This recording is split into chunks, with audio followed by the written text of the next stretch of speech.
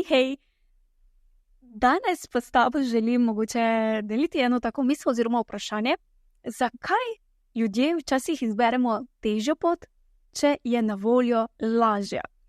To misel sem zadnjič se malo igrala s tem vprašanjem in mi je bilo tako zabavno, kako smo ljudje v bistvu istočasno tako plemenita, tako pametna bitja in hkrati tudi tako primitivna.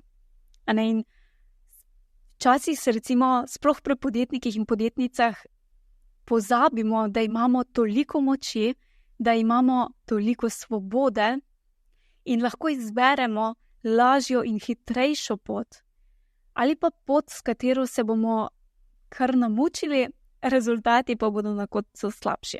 Tako da s tabo sem v bistvu danes bolj ali manj želela deliti to misel oziroma te spomniti, da podjetniki in podjetnice imamo moč in lahko gremo v akcijo zdaj. Ni treba čakati na višjo silo, ni treba čakati, da nam bo nekdo pomagal, da bo kaj padlo z neba, ampak lahko gremo v akcijo že danes.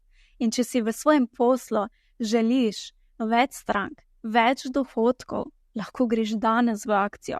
Lahko organiziraš neko oziroma pripraviš neko novo ponudbo, ki bo mogoče na voljo samo kratki čas in bo pridobila toliko strank, kot si jih želiš.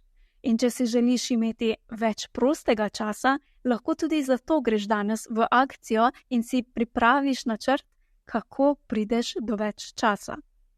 Tako da, to je danes en taki mini opomnik, da ni treba zbirati težje poti, če je na voljo lažja. In kako zdaj izbrati lažjo? Če ne veš, kakšna bi bila lažja pot, potem je zmeraj fino, da si poiščeš tudi še kakšno dodatno pomoč, kakšnega mentorja, asistenta ali karkoli bo zate pomenilo lažjo pot. Ampak ne pozabi, zmeraj bo obstaja rešitev in zmeraj je že nekdo, ki je po tej poti že šel in ti lahko pomaga. Tako da me zanima, bom ful vesela feedbacka, če kdaj izbereš težjo pot, če ti je bil ta opomnik koristen, da imamo moč in da lahko skreiramo karkoli si želimo in kaj si želiš skreirati še mogoče do konca leta. Hvala ti!